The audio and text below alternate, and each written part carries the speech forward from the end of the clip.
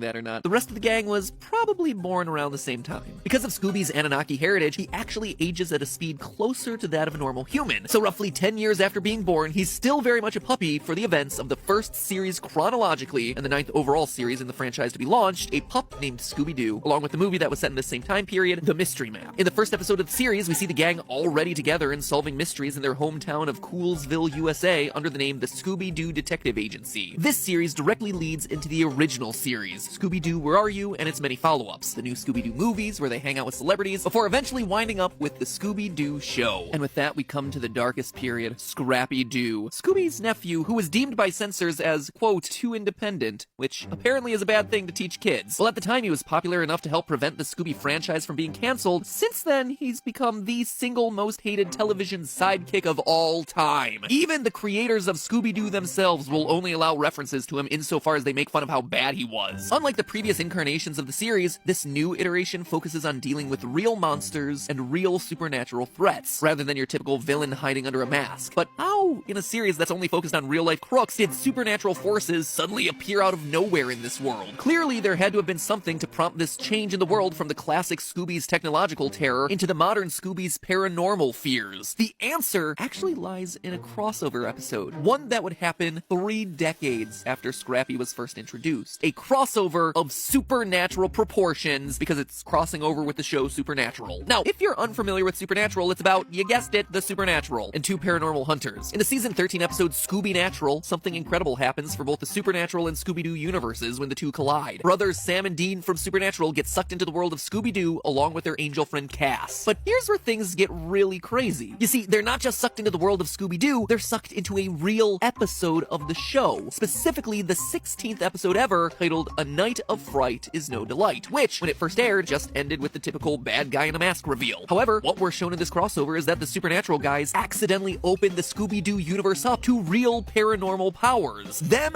entering the TV show has allowed a ghost in, resulting in the 2 hunters chasing an actual ghost through an episode where there wasn't a ghost to begin with. Meanwhile, the mystery gang stays oblivious to the whole thing. At the end of the episode, the Winchester brothers manage to convince the Scooby